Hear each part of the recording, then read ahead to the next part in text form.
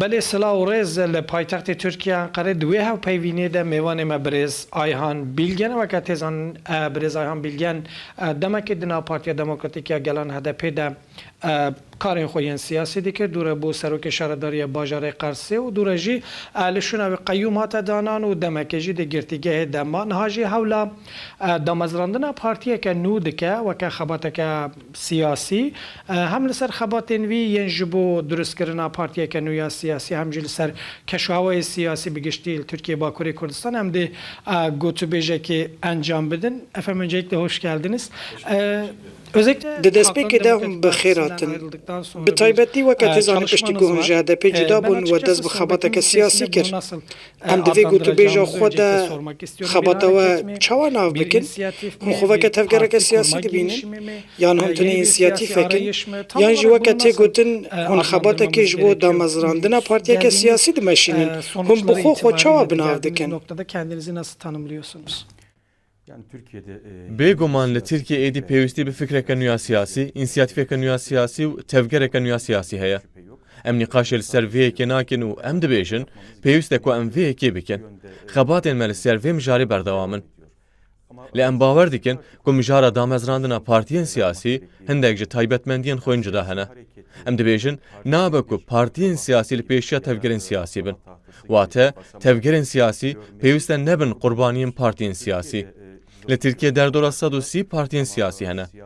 Lê em dibêjin siyaset tenê bi destê partiyan nayê kirin. Lê dibe ku eleqeya xelkî, rewşa siyasî û pêwîstî bibin sedem ku tevgera me ya siyasî heman demê bibe partiyeke siyasî.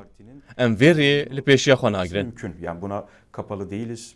Vatandaşın gözünde Piraniya xelkî di vê baweriyê de ku gelek partiyên siyasî hene û piraniya wan jî nikarin ji bo daxwazên xelkî bibine bersiv heta hindek ji wan tenê weke nav hene û nikarin karekî ciddî bimeşînin. üretilebilir. Yani Ji bo xebata we jî dipirsin.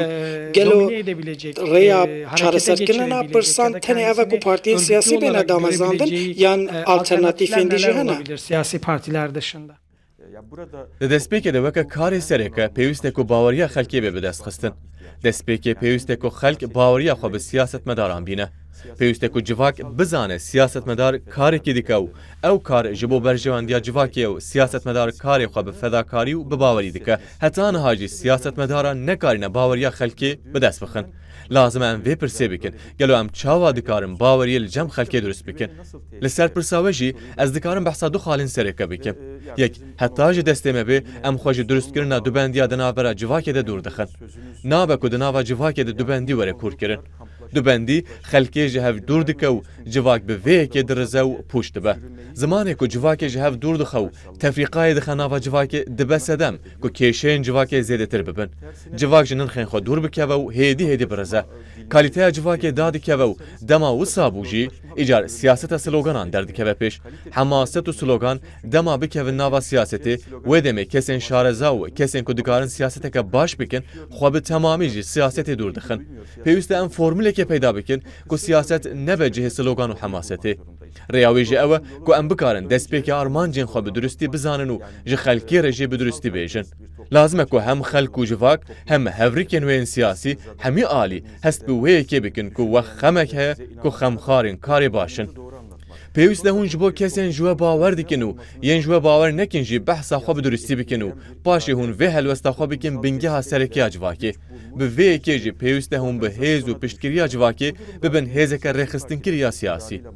Eger niha rewşeke wisa çêbibe û civak û siyaseteke wisa biava kirin, ew yek jî bandoreke erênî li ser desthilat û opozisyonê bike û ew jî biguherin wê demê çi pêwîstî bi partiyeke nûya siyasî namîne.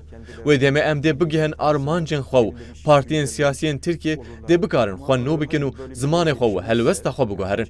Lê na eger em nekarin keşûhewake wisa ava bikin, wê demê xelk dikare ji me re bêje belê partiyên dinyên siyasî we û helwesta we girîng nabînin. Lê di nava civakê de hûn hene û pêwîstî bi we heye. Wê demê bê şert û merc wê partiyeke siyasî bê ava kirin. Bu süreçte bazı görüşmeler de gerçekleşti. Divan demên Davîda ve hemdek hevdîtinên giring jî pêk anîn bi taybetî hevdîtina ve ya Brêzbîland Arınç re gelek rastî nîqaşan hat hevdîtinên ve wê berdewam bin weke beşa duyem di pirsa xwe de jî dixwazim bizanim kanê di wan hevdîtinên xwe de him çi daxwazî ji aliyên dî dikin yani hûn ji wan daxwaz dikin ku beşdarî partiya we bibin yan tenê hûn gotûbêjeke siyasî bi giştî dimeşînin. Siyasi değerlendirme mi yapıyorsunuz? Beşek kesin ku me hevdîtin kirine hêjî di nava partiyên din de karên xwe yên siyasî dimeşînin û ew endamên partiyên dinin. Beşek ji wan ewin yên ku berê di nav siyasetê de bûn û xwedî ezmûnin. Peywendiya me bi hendek rêxistinan re jî heye. Heman demê em bi wan aliyan re dicivin yên ku weke me hatine cem hev û daxwaza avakirina siyaseteke nû dikin û dixwazin tiştekî nû ava bikin. Bi her aliyekê re sedem û naveroka hevdîtinên me ji hev cuda ne. Bi kesên ku niha karekî siyasî dikin re zêdetir em behsa rewşan haya xirab dikin. Em bi wan re li ser wê yekê diaxivin ka em di rewşeke wiha de çi bikin. Em çawa dikarin rewşa heyî biguherin. Bi kesên xwedî ezmûn re jî hevdîtinên me zêdetir weke şêwrekê ye. Em hewl didin ku sûdê ji ezmûna wan kesan bigirin. Ji ber ku wan berê jî rewşa wiha dîtine û ew dizanin ka rêyên çareseriyê çi ne. Bo nimûne em ji wan dipirsin ka di demên wiha de baş e ku aliyên siyasî nêzîkî hev bibin yan yên ku daxwazên cuda hene û cuda bibin û tiştekî nû ava bikin. Em vê pirsê ji wan dikin. Digel aliyên ku dixwazin partiyeke nû ava bikin jî em gotûbêjan dikin ka gelo îmkan heye em bi hev re kar bikin. Em dikarin li ser çi esasîke bi hev re kar bikin. Em bi aliyên cuda cuda re di peywendiyê de ne. Gelek ji wan xwedî fikr û nêrînên ji hev cuda ne. Lê em dibêjin gelo derfet heye ku em hemû li ser bingeheke hevbeş bikarin werin cem hev û karekî bikin. Edebilir miyiz arayışındayız. Temel ilkelerinizden de bahsetmenizi Ez dixwazim hindek pirsa di derbarê bingeha siyaseta we de jî bikim rast e ku em Birêz Ayhan Bilgen kêm zêde naz dikin lê ji bo partiyeke siyasî di serî de bernameyeke bi rêkûpêk lazim e. Gelo we bernameya xwe amade kiriye eger bernameya we amade be bingehên siyaseta we li ser çi hatine damezrandin. Öncelikleriniz neler? Bêguman pêwîst e ku tevgereke siyasî bernameyek hebe. Ji bo însiyatîfekê yan platformekê jî pêwîst e bernameyek hebe ku ji raya giştî re eşkere bike. Ka ew bangewaziya çi dike, çareseriya kêşeyan çawa dibîne, plân û bername çi ye. Dikare çi bike, pêwîst e hemû werin eşkerekirin û ji raya giştî re bên gotin. Em jî xebata xwe li ser vê dikin. Lê ez bi xwe naxwazim nîqaşê li ser wê yekê bikim. Ka em çepkirin yan muhafezekarin yan liberalin. Ez dixwazim em nîqaşa xwe li ser hindek formên cudatir bimeşînin. Ji ber ku ew qalibên heyî êdî derfeta wê çendê nadin ku em bikarin bi başî kêşeyan fêm bikin. Heta em ji hev fêm bikin. Bereva ji vê yekê şablon û qalibên hetan ha çarçoveya karên siyasî teng dikin. Ji ber wê em şablonên heyî qebûl nakin. Di nava me de ji hemû fikr û îdeolojiyan hevalên me hene. Em hewl didin ku em bi hev re gotineke hevbeş û zemîna karekî hevbeş peyda bikin. Bi taybetî di mijara pirsa Kurdan de. Ji ber dipirsin ka em partiyeke Kurdî ne yan em partiyeke Tirkiye ne, ez dibêjim nexêr em her du jinînin, em hewl didin ku bibin partiyeke Ewropayî. Di encamê de nirxên mirovahiyê gehiştin astekê. Li gorî taybetmendiyên civaka xwe pêwîst e pêngaveke ji vê astê jî pêştir bin. Bernameya me ji asta heyî pêşkeftîtir be. Nabe ku bernameya me ji asta nirxên hetan ha hatine avakirin kêmtir be. Kêmasiyên wan jî hene. Hindek nirxên wan ne li gorî civaka me ne. Em dikarin nîqaşekê li ser vê yekê bikin. Lê ez dibêjim eger bernameya me dê ji destûra Yekîtiya Ewropayê kêmtir be, bila em qet çi bernameya amade nekin baştir e. Kürt sorunuyla ilişkili aslında Wekî zêde behs kir lê ez dixwazim dubare bipirsim di mijara pirsa Kurdî de çi tiştên nû hene ku ji bo xelkî bêjin ji ber ku di wê mijarê de weke têzanîn heta na gelek tişt hatine gotin û gelek tê jî hatine kirin. Hûn ê weke nû weke tiştên nû ji xelkê re çi bêjin? Odaklanma noktasında bir çalışmanız var mı? Ya bir kere Di serî de mijara çêkirina destûreke demokratîk û pêşxistina azadiyan û demokrasiyê û mijara çekan yan ji berdana çekan her çend de bandorê li hev dikin jî lê nabe ku em her du mijaran tevlî hev bikin. Eger mijara demokrasî û azadiyan ku mixatabê wê rasterast xelk e bi mijara çekan ve bêgirêdan wate eger demokrasî û azadî weke şertê berdanan çeka bêdîtin kêşe çareser nabe. Wate hûn nikarin ji xelkê re bêjin bila çekbêndanan em ê paşê mafê perwerda zimanê dayîkê bidin ve. ev yek nabe mijaret çekan û şer nabe bi demokrasî û azadiyan ve bigirêdan. Berdana çekan kareke cudaye. Hûn dikarin bi vê yekê pêşiya siyaseteke demokratîk vekin. Yan hûn dikarin di vê mijarê de behsa efûyeke giştî bikin.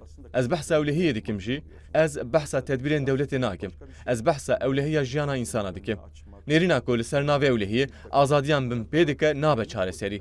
Pêwîst e ku tedbirên ewlehiyê li pêşiya maf û azadiyan nebe berbest. Eger maf û azadiya xelkê bê tesîs kirin, zemîn bo pêşxistina azadiyan hebe, proseyeke ciddiya demokrasiyê bêava kirin û aştiyeke mayînde hebe, lazim e ku hewleke zêdetir bidin ku em vê rewşê pêş bixin. Wate karê li pêşiya me pêwîst e ji bo zêdekirina van nirxan be. Aliyê duyem yê mijarê jî aliyê wê namnetewiye. Pirsa Kurdî tenê pirseke navxweyiya Tirkiye nîne. Rast e ku aliyekî wê navxweyî jî heye. Lê mijar bandorê li ser peywendiyên bi welatên cîran re bi Awropa û Amerîkayê re dike. Vê mijarê aktörên weke Rusya û Îranê jî hene. Niha nexşeya çar parçeyî ku weke rewşeke negatif tê qebûl kirin, eger em bikarin peywendiyeke nû ava bikin, dibe ku çar parçe bûn bibe avantajek jî. Wate ev rewşa ku sala 1920 di encama Sykes-Picot de derketiye û Kurd bûne mehkûmê vê rewşê, dikare êdî ji bo Kurdan li roşlata navîn bibe avantajek. Ev rewş û pozisyona Kurdan dikare ji bo aştiya her çar welatan, ji bo peywendiyên her çar welatan, ji bo pêşkeftina her çar welatan û durustkirina peywendiyên baş di navbera her çar welatan de bibe avantajek jî. Weke numuneya Yekîtiya Ewropayê dikarin hatûn û çûnê di navbera sînoran de bi temamî were azad kirin. Dibe ku pareyekî hevbeş, hiqûqeke hevbeş hebe. Dibe ku hevkariyeke hevbeş li ser mijarên çandê bêne zêde kirin. Kurd dikarin divan hemû mijaran de bibin pirek. Ev jî dikare bandoreke pozîtîv li her çar welatan jî bike. Lê niha rewş bereva ji vê yekê. Pirsa li welatekî, welatekî din dixast dengê. Pirsa li welatekî dibe sedema midaxleya welatekî din. Eger em bikarin formülekê wisa peyda bikin, ku ev bandora negatif ji holê bê rakirin, dibe ku geşedanên pozîtîv weke zincîrekê bandorê li hev bikin. Lê bila hevdû jehrî nekin û bila li ser hevdû roleke negatif nebin. Pêwîst e em formula vê yekê peyda bikin. Dema me jî hindik me elî weke pirsa Davîd dixwazim vê yekê jî bipirsim ji ber ku raya giştî merak dike gelo we navê partiya xwe diyar kiriye? Heta niha hindek pêşniyazên cuda cuda hene. Lê destpêkê pêwîst e em biryarê li ser navê tevgera xwe bidin û navekê li tevgera xwe bikin. Dibe ku piştî nîqaşên navxweyî em navê xwe ji raya giştî re eşkere bikin. Di encamê de em karekî siyasî dikin û em hewlekê ji bo civakê didin. Ya rastî ez dibêjim eger navê wê jî civak dane wê gelek baştir be. Çok teşekkür ederim efendim. Belê li paytextê Tirkiye Ankara mêvanê me birêz Ayhan Bilgen bû hem li ser hewlên damezandina partiyeke nû hem li ser rewşa siyasiya Tirkiye û Bakurê Kurdistanê me gotûbêja xwe kir. Heta carek dî bimînin xêr xweşiyê de.